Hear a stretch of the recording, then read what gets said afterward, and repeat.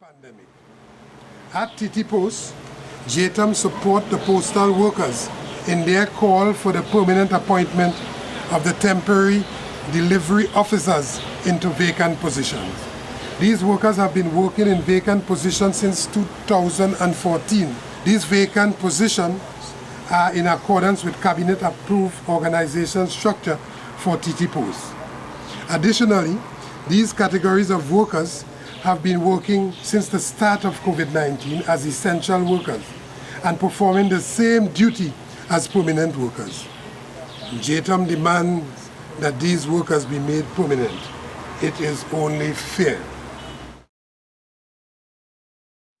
And good day, Trinidad and Tobago. I am Ozzi Warwick, General Secretary of the Joint Trade Union Movement and Chief Education and Research Officer of the Oilfield Workers Trade Union. You have heard another excerpt from the Labor Day feature address delivered by the President of the Joint Trade Union Movement, Comrade Ansel Roger. Amongst the, of course, many different issues that he addressed, the one that you just heard had to do with the issue of temporary delivery officers at TT Post. And, you know, I find that particularly disturbing because I recall the government and other members of the society commending the frontline workers and the workers who kept the economy going and kept things moving. And in this case, these are workers who ensure that the mail of being delivered throughout Trinidad and Tobago. But then Comrade Roger raised this issue that you have these officers who are in vacant positions, who are temporary since 2014. Now, to explain that whole issue a little more, we do have with us Comrade David Forbes, General Secretary of the Trinidad and Tobago Postal Workers Union. Good day, Comrade Forbes. Pleasant good day, my comrade Ozzi Warwick, and to the listening audience. Great. Now, you just heard the excerpt from Comrade Roger highlighting this issue about temporary delivery officers. Can you just explain to Trinidad and Tobago a little bit more this issue? Because I think it is such an unfair and unjust situation that I think it requires the public to have a better appreciation as to what is happening with these workers. Right. So thank you very much, and I'm privileged to be on such a platform. But first, I would want to address the Labor Day speech by Comrade Ansel Roger. I want to say from our union, and based on what a number of employees at TT Post have been saying in terms of how he articulated the various trade union issues, because you know that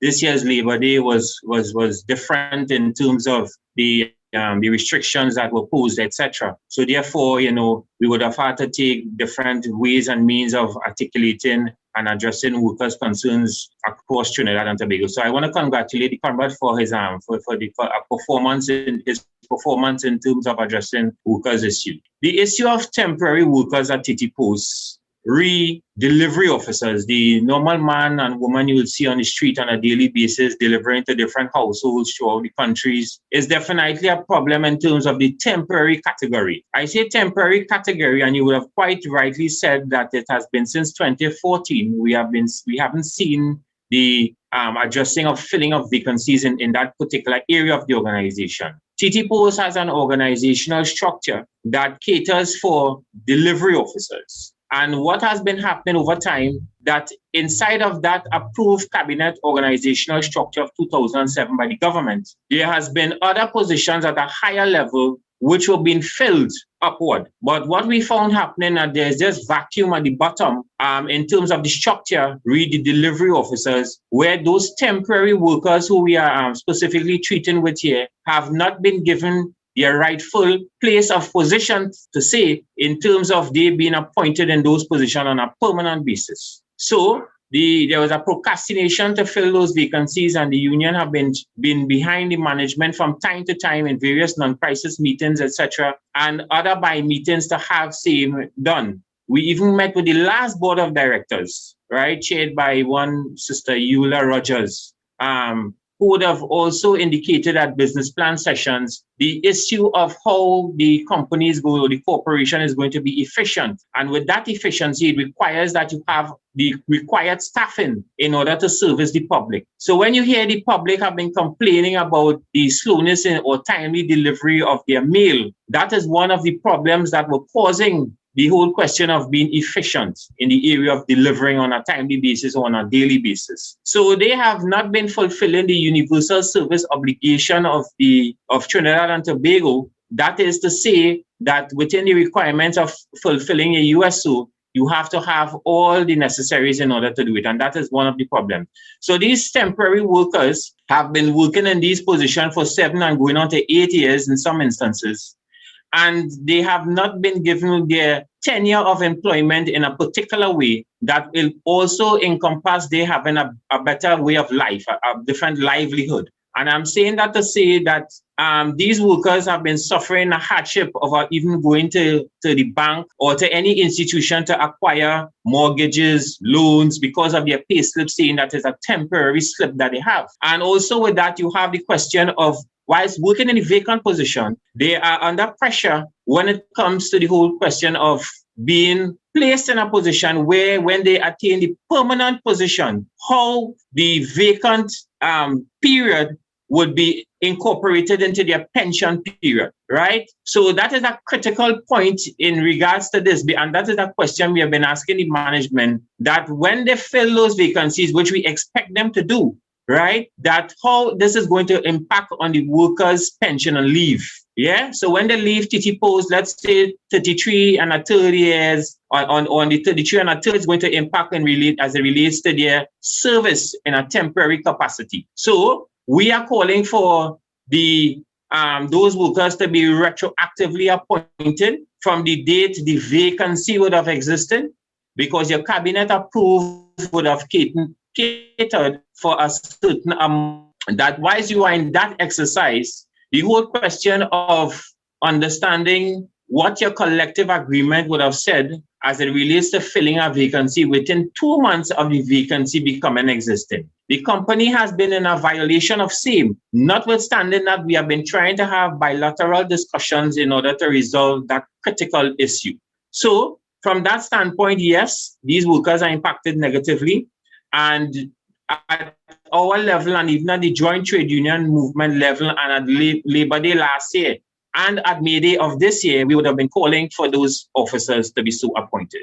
And again today, given this opportunity, coming on the heels of the Labor Day address by our comrade Ansel Roger, where he specifically treated with that issue, it is only fair. I want to repeat what he said. It is only fair that these officers be appointed. Yeah, and I think, you raise the question of fairness and even the question of equity, because let's just, recap so Trinidad and Tobago could really understand the situation these workers find themselves in, because they're in a position, they've been functioning for a number of years, 7 to 8 years, but even though the position itself is vacant and they're functioning as a permanent worker, the fact is that they are classified as temporary workers, so they cannot go to the bank, they cannot go to organize a loan or a mortgage or any such things.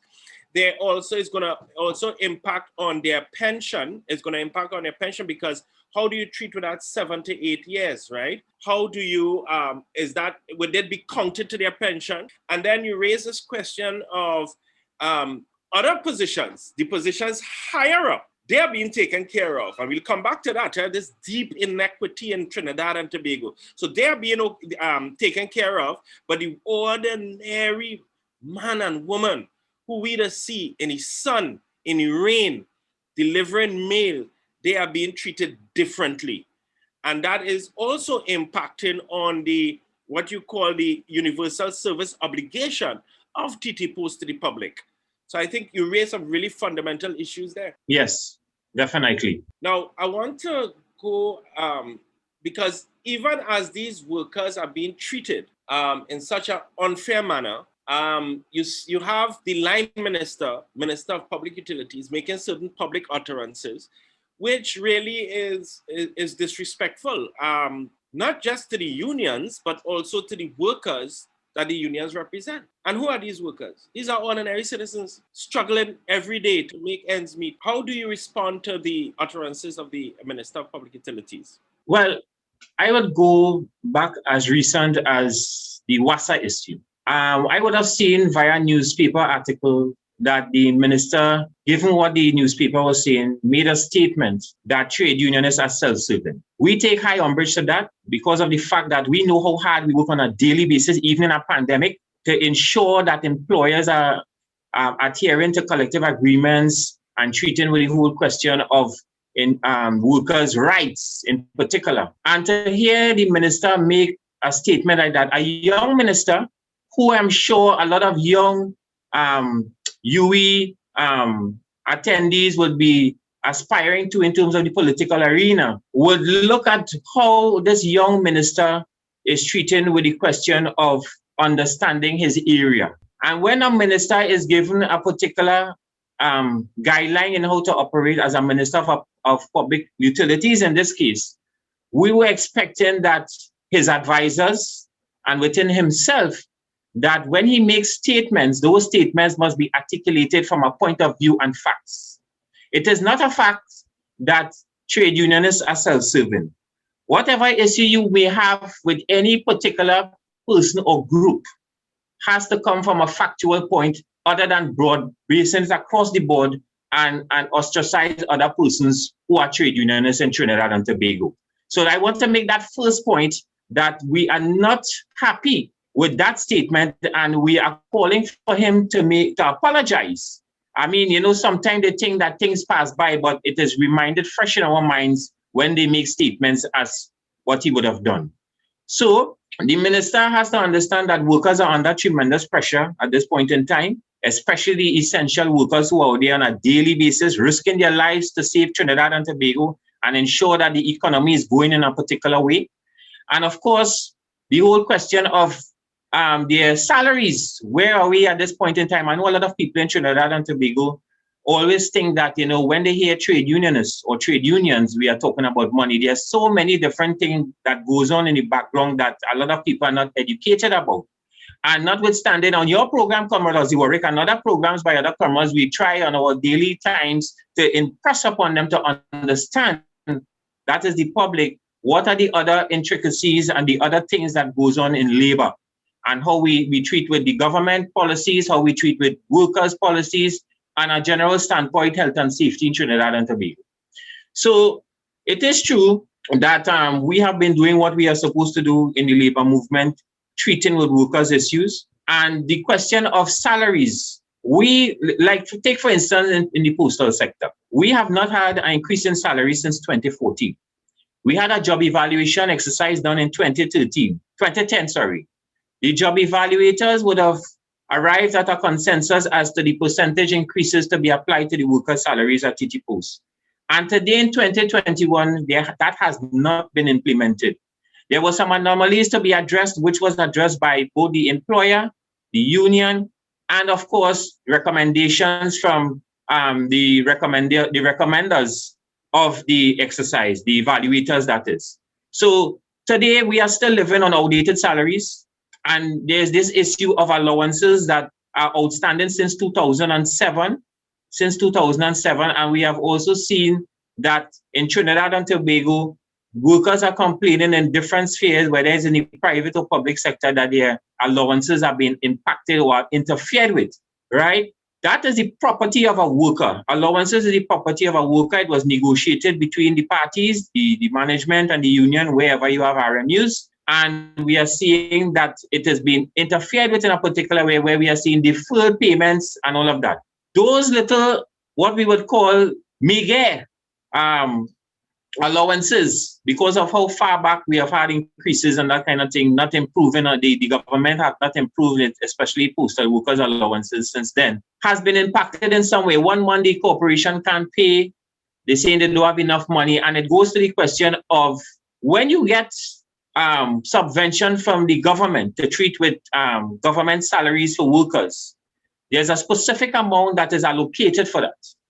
Why it is when it comes to the employer who is supposed to disseminate whatever it is, whether it is the salary part, whether it is the allowance part, it has not been done. Why is the money? We are aware that it has been channeled into other areas, because we have been hearing that at the level of the labor movement also, that the monies have been taken and channeled into other areas, and the workers who are supposed to be enjoying their rights, which is their property, is impacted negatively, and especially in COVID-19.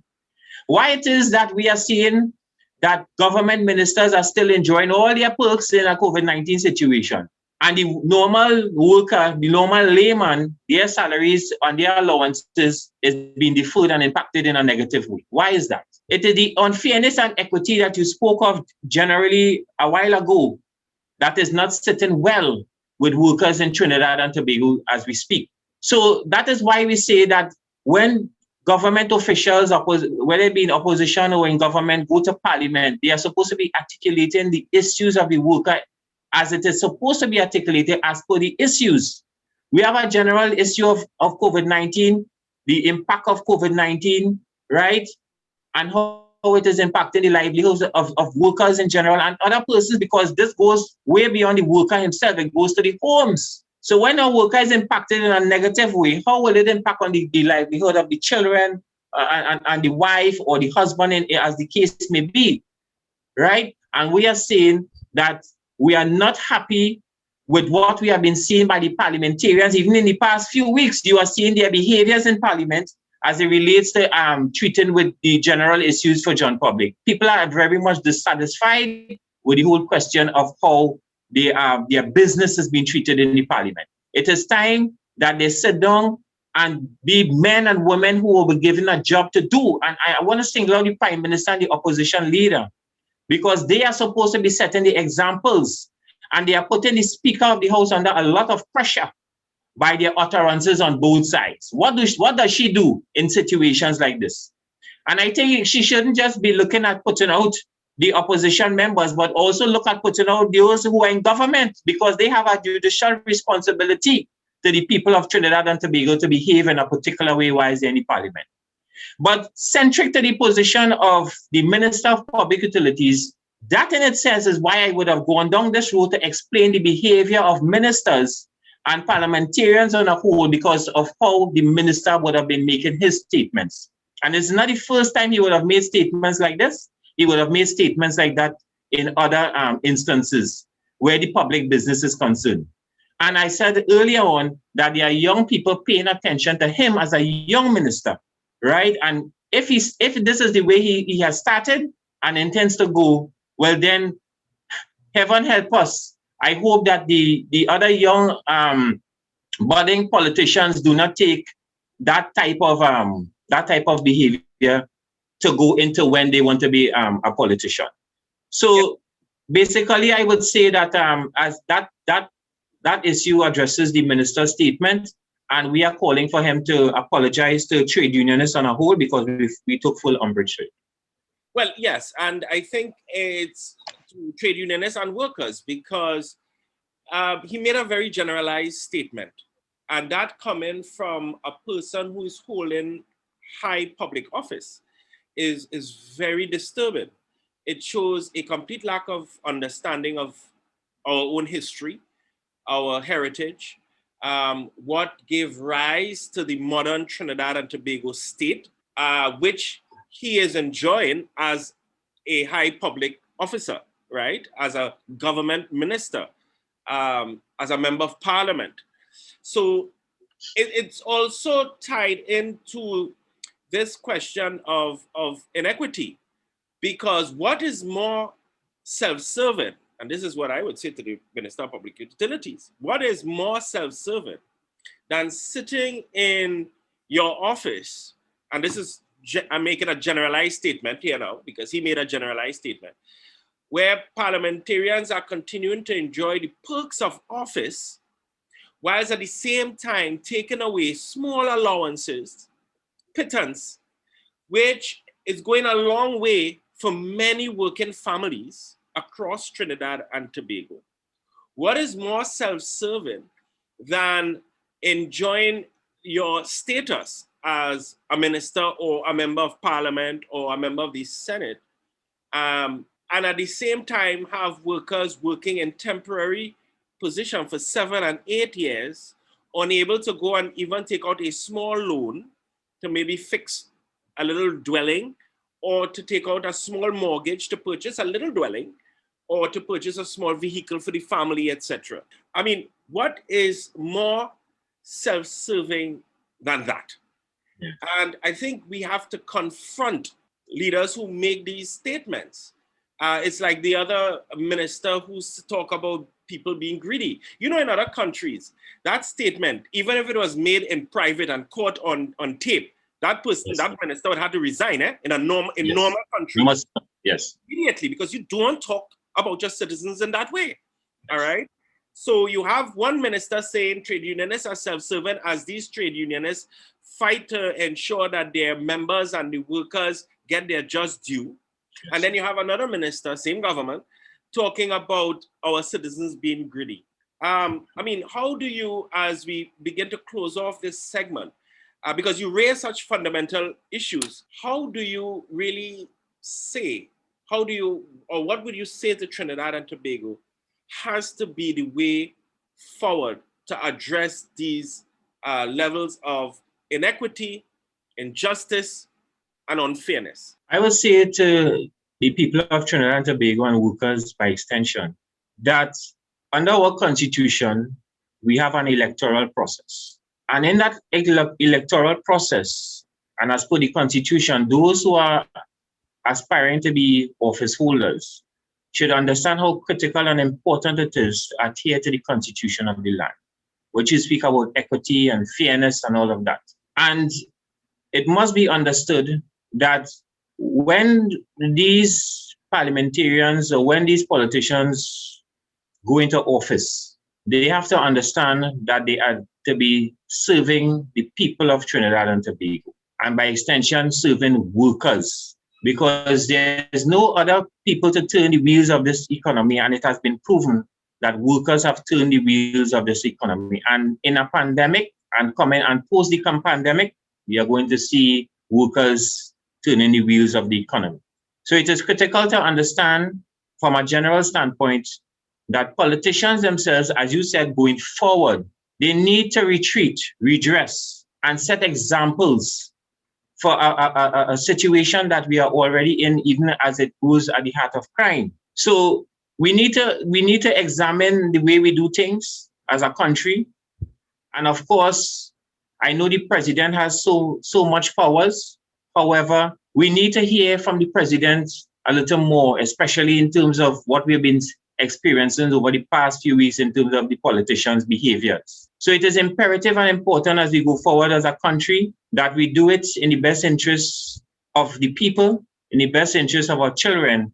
And I'm sure Trinidad and Tobago will be a better place if we truly hold to what we are supposed to be as a nation. Thank you, Comrade. Thank you very much, Comrade David Forbes, General Secretary of the Trinidad and Tobago Postal Workers Union.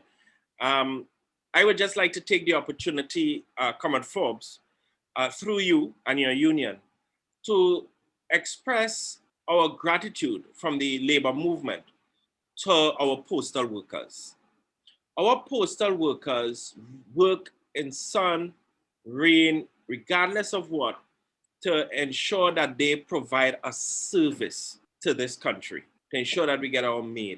And even working in conditions where they are being dragged along as being classified as temporary, as they see persons above them become permanent and so on. They still come out every single day to do the nation's work. And I really want to thank the postal workers of this country. They are indeed, real patriots.